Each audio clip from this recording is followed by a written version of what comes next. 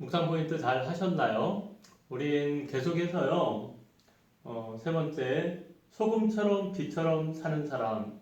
이 시간은 그리스도의 사명에 대해서 우리가 함께 성경 공부를 나눠보고자 합니다. 소금과 빛, 빛과 소금, 너무나 많이 들은 내용이죠. 하지만 성경 본문을 다시 한번 읽어보면요. 너희는 세상의 소금이니 소금이 만일 그 맛을 잃으면 무엇으로 짜게 하리요? 후에는 아무 쓸데없어 다만 밖에 버려져 사람에게 밟힐 뿐이니라.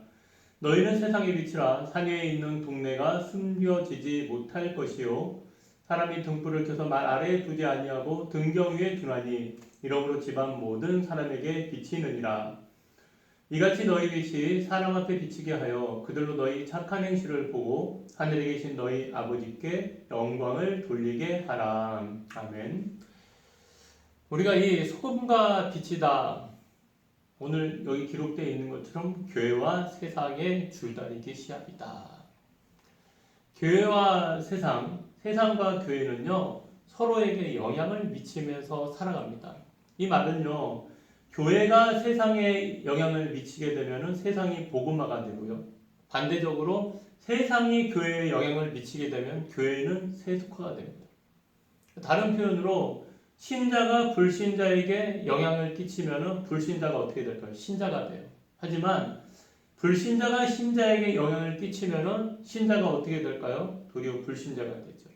이 말의 의미는 이 세상과 교회 가운데는 뭐가 있다는 거예요? 영적 싸움이 존재하고 있다는 겁니다. 그래서 이 팽팽한 이 영적 싸움, 팽팽한 이 줄다리기 가운데서 서로에게 그 영향을 확대하고 이기기 위한 영적 싸움이 끊임없이 일어나고 있어요. 그래서 성도는요, 세상을 살아가면서 세상 속에서 교회의 정체성과 사명을, 성도의 정체성과 사명을 점검하면서 살아가야 된다는 거예요. 그래서 계속해서 이 소금과 빛, 소금과 등불, 이렇게 비유가 된 것은 이 소금과 등불은 요즘에도 마찬가지지만 그 당시에도 가정의 필수품이었다는 거예요. 그러니까 이 필수품이다라는 그 말은 영적으로 뭐냐? 예수님을 믿는 사람은 세상에 없어서는 안 되는 사람들이라는 거예요. 쉽게 말해서 축복의 통로라는 거예요. 세상의 사람들은 이 말을 들으면 동의가 안 되겠죠. 하지만 우리가 축복의 통로다라고 이야기할 수 있는 건 세상이 부패와 죄로 말미암아 계속해서 어두워져 가고 있기 때문에 그렇거든요. 그래서 교회와 성도의 사명은 부패를 방지하고 어두움을 밝히는 거예요.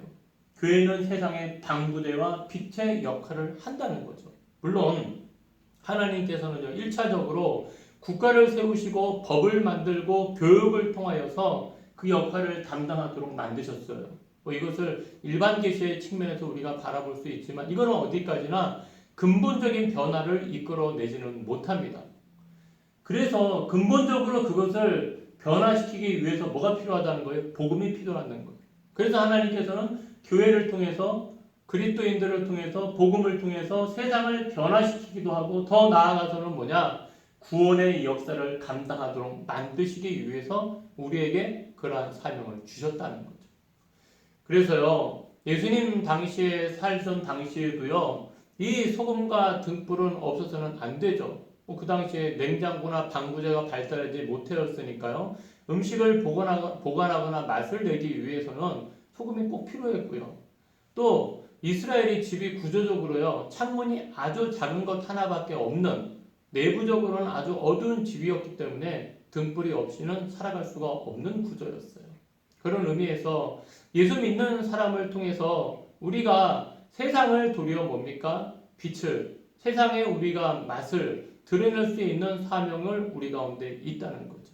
그래서 죄라는 것은 우리를 도덕적으로 자꾸만 영적으로나 다 부패하게 만들고 어둡게 만들어요. 그리고 세상은 하나님 없이 살아가려는 그러한 죄의 경향을 가지고 있습니다.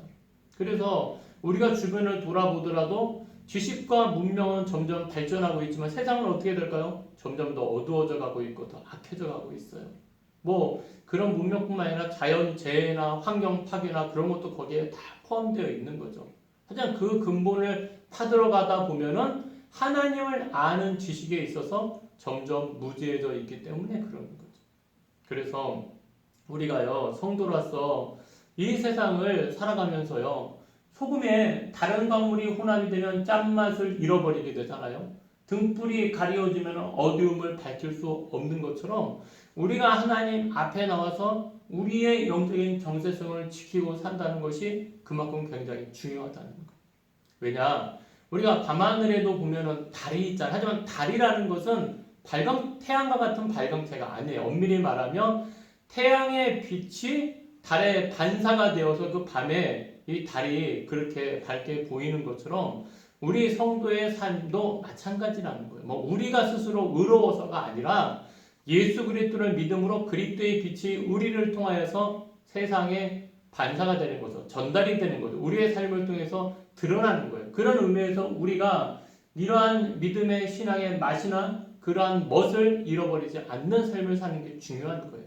그래서 우리가 앞에 여지껏 말씀을 공부했던 것과 같이 더불어서 교회가 성도가 팔복에 기초한 거룩한 생활을 유지하지 못하면 사명을 상실할 수밖에 없다는 거예요. 우리가 부단히 하나님 나라의 행복, 천국의 소망을 가진 자로서 정말로 천국을 믿는 자로서 이 세상에서 믿음의 정체성을 가지고 살아가는 것이 그만큼 중요하다는 거예요. 그래서요, 우리가 예수님을 믿는다라는 것은 여러분들 뭡니까? 예수님을 믿는 사람은 하나님의 영광을 세상에 비추어주는 유일한 복의 통로라는 것을 우리가 깨달아야 된다는 거예요. 그래서 예수 믿는 우리가 세상의 빛과 빛의 사명을 감당하는 궁극적인 목적은 내 자신을 위해서 하는 거 아니에요.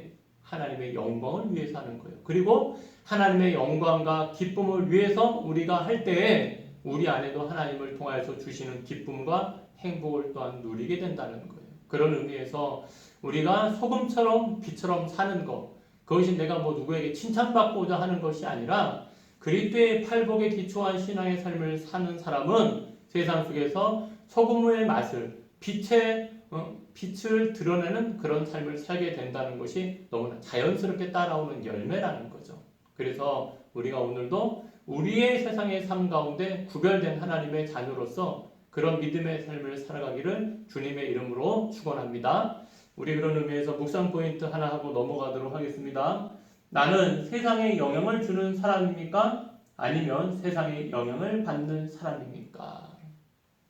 한번 우리가 묵상을 해보시고요. 하나 더 두 번째로는요. 내가 세상에서 빛과 소금으로 사명을 감당하기 위하여 변화를 받아야 하는 삶의 모습은 무엇입니까? 한번 우리 자신의 삶을 돌아보면서 적용하고 갈 수 있는 그런 시간이 되었으면 좋겠습니다. 지금까지 이렇게 팔복의 결론, 팔복부터 여기까지 강의를 들어보셨는데요. 수고하셨고요. 또 한 주간도 또 이 말씀에 기초해서 성도로서의 사명을 가지고 살아갈 수 있도록 그렇게 부탁을 드리겠습니다. 너무나 수고하셨습니다. 다음 주에 뵙겠습니다. 감사합니다.